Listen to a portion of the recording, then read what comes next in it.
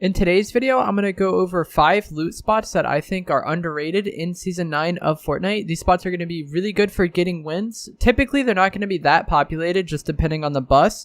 But with how the pacing of the game has gone, I think you can actually get a lot of kills in the mid to late game and still end with a decent game. So it's not like you're going to be getting 2 to 3 kill wins every time. You can kill a lot of players in the mid to late game and still end with double digits, starting from these locations. If you enjoyed this video, please do remember to give it a like rating and comment below where you have been dropping in Season 9. The first location I want to talk about is the pressure plant. This is actually a new location added in Season 9. This location has 11 chests up at the top part, 5 potential chests at the bottom. There's lots of pallets that can equate to 700 wood from this location alone. There's a helicopter, which is a good amount of metal. There's the metal pipes, which are also a good amount of metal. There's a baller spawn here, and there's also geysers for easy rotations. So this is typically going to be a spot that isn't that contested depending on the bus. It is a new location, so you will get players going there. But usually like 1 to 4 people is like the average amount for this location. And it's a very open location, so you can quickly kill those players, mat up, and then go somewhere else.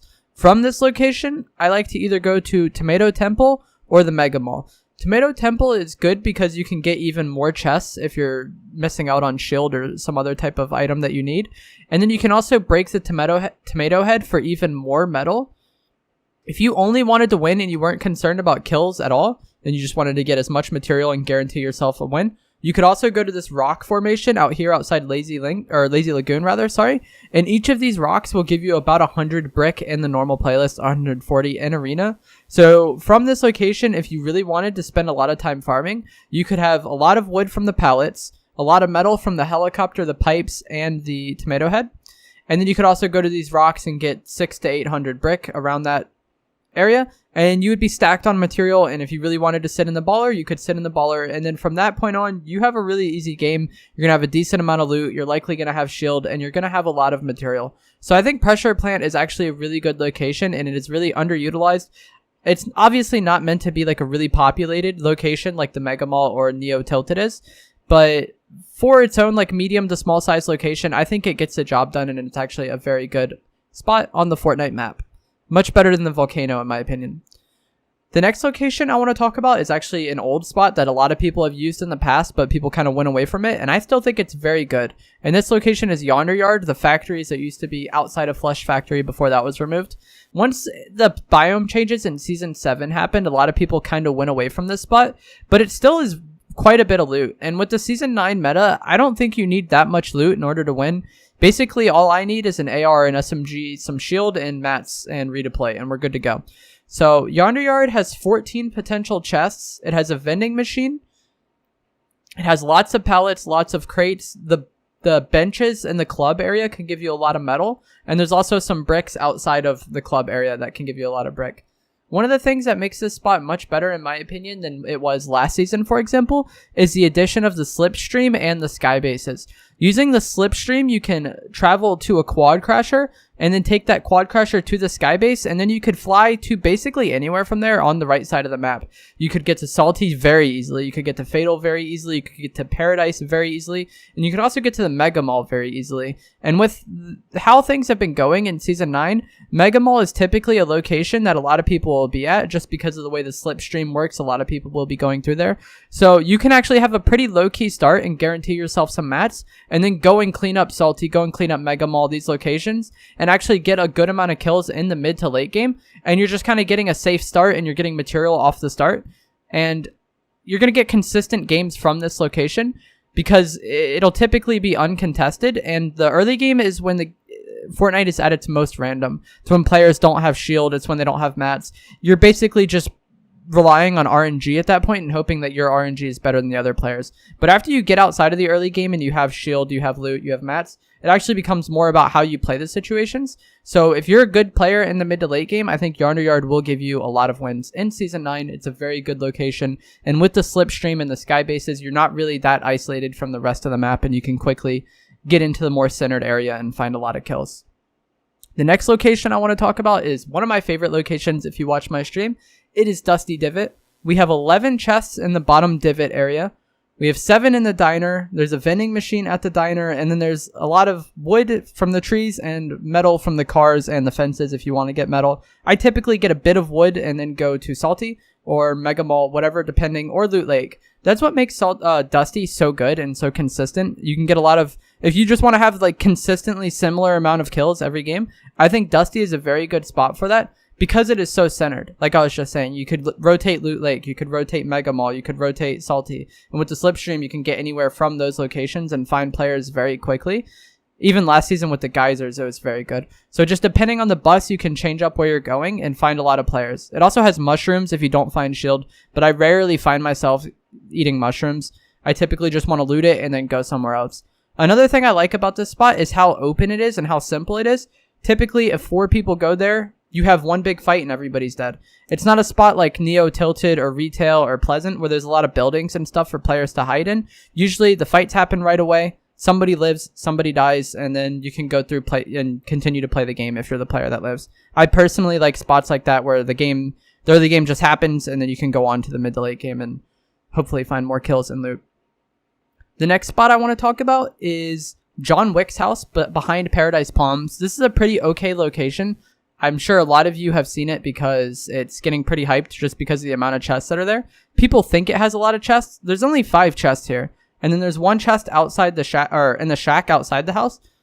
With how Fortnite works, chests are just potential. Obviously, you don't get the same amount of chests every time. But they have set locations that they spawn. At its maximum, John Wicks' house can spawn 5 chests.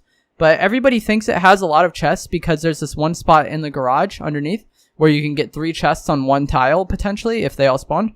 But that's most of the chests in this location. There's a good amount of floor loot as well, and you can rotate to Paradise. But I feel like this spot is overhyped massively. But it is still a good spot, don't get me wrong. It's just people are acting like it's a 10 out of 10, and I don't think it's there. From this location, like I just said, you could third-party Paradise and clean it up. Go to the Sky Base, rotate wherever you want to go, or the Rifts. Or if you wanted to have a really low-key start, you could go to the racetrack from here, getting mats as you go from the house to the racetrack. What makes the racetrack so good is these tires you can hit and get a good amount of metal from breaking this. You can farm up metal really, really, really fast at the racetrack. So if you really wanted to win and you weren't concerned with anything else other than winning, you could go here and farm up metal and farm up wood and then rotate accordingly after you have a lot of material. That's one thing I've tried to do with these spots is give you spots where you can have the option to either farm up, like there's a good amount of mats there, or you can go more for kills, just kind of depending. Just gives you a consistent start, and then you can do what you want from there. The next spot and the final spot is going to be Shifty Shafts. This spot has 7 potential chests at the mine. There's a vending machine. There's 4 chests at the house, and there's obviously a lot of material and mushrooms. I like this spot because the houses have fences. You can get a lot of wood that way. The trees obviously give you a lot of wood, and it's typically a spot where you're going to have like a decent amount of people, maybe like 1 to 3, 4, just depending on the bus and where people happen to drop in your own lobby. What makes Shifty so good is the rotations from it. You could go Neo Tilted, or you could go somewhere like Salty Springs. And in Season 9, they added these sky bases, and and Shifty Shafts actually has one very close to it.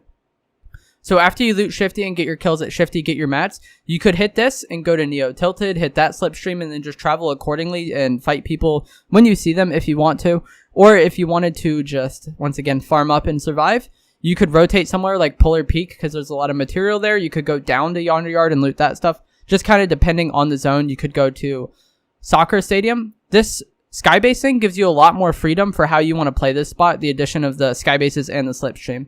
Like I said, if you want to have the low-key start, you could go somewhere like Yonder Yard or Polar or the Soccer Stadium afterwards. Or you could go straight to Neo Tilted and Loot Lake and then hit that Slipstream afterwards and find players on the other side of the map, depending on what the circle does. So that's going to be it for this video. I hope you guys found it helpful. If you did, a like rating is always appreciated. Like I said, I tried to give you spots that can give you a consistently good start. And then from there, you can either play it more defensive and farm up a lot in that location, or you could go somewhere else and actually try to get more kills. Like I said, that's it for this video. I hope you guys found it helpful. If you did, make sure to leave a comment. Let me know just so I know to make more videos like this in the future. Let me know what spots you're liking to drop at Season 9. And have a good day. Thanks for watching.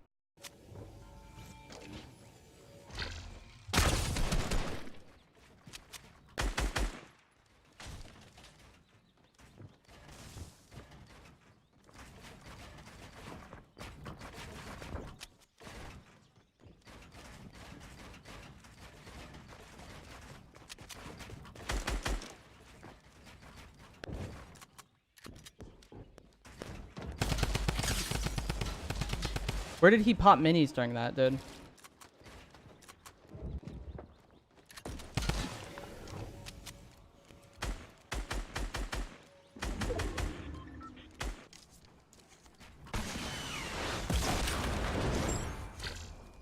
He's about to turret me.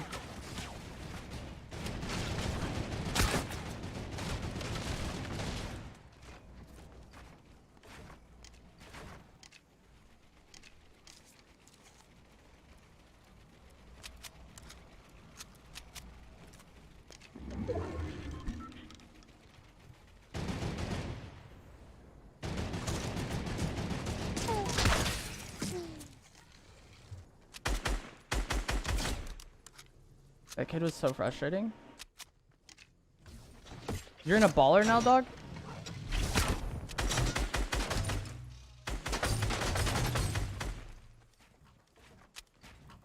I wonder if this is a dude that had the grenade RPG or not. No, it's not. Here we go. GG's.